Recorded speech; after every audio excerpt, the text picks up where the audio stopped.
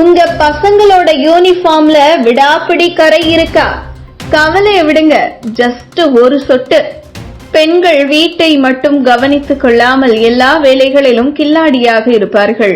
அப்படித்தான் ஏதாவது ஒரு விஷயத்தை தொடங்கினால் அதை முடிக்காமல் விடமாட்டார்கள்.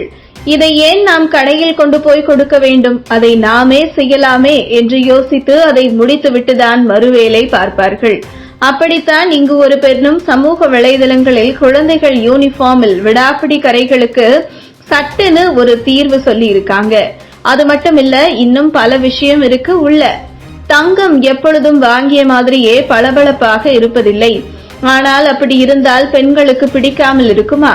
இதனாலேயே பாலிஷ் போடுவதற்காக நகைகளை கடைக்கு கொண்டு போய் கொடுப்பார்கள். நகைகளில் பாலிஷ் செய்ய கொடுப்பதால் சில மில்லிகள் குறையக்கூட செய்யலாம். பாலிஷ் செய்யாமலே வீட்டிலேயே நாம் எப்படி நகையை கடைகளில் பாலிஷ் செய்ய வேண்டும் என்பதை இப்பொழுது பார்ப்போம். அதாவது வெதுவெதுப்பான தண்ணீர் எடுத்துக்கொண்டு அதில் சிறிது மஞ்சள் தூளும் லிக்விட் எது இருந்தாலும் பரவாயில்லை, அதையும் சிறிது கலந்து நகைகளை அரை மணி நேரம் ஊற வையுங்கள்.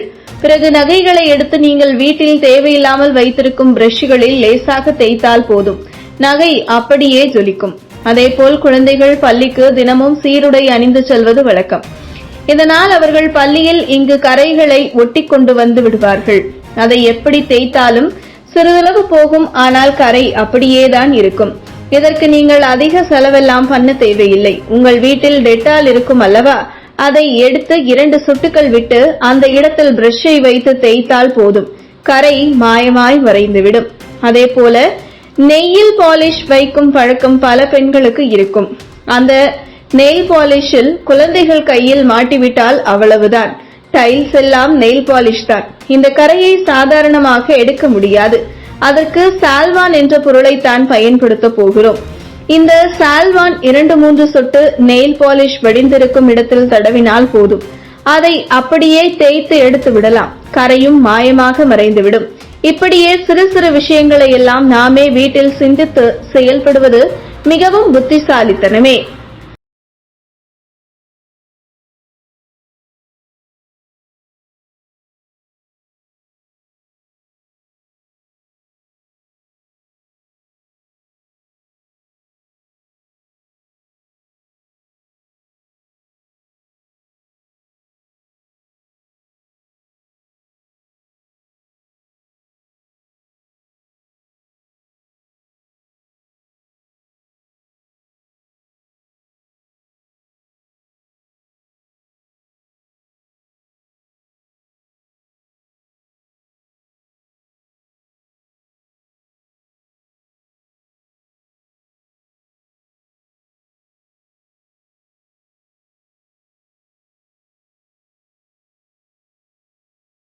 இதுபோன்ற முக்கிய நிகழ்வுகள், அரசியல் தகவல்களை ஆழமாக மாறுபட்ட கோணத்திலும் அறிந்து கொள்ள மறக்காமல் பாரத் மெயில் 24 பக்கத்தை பின்பற்றிக் கொள்ளுங்கள்.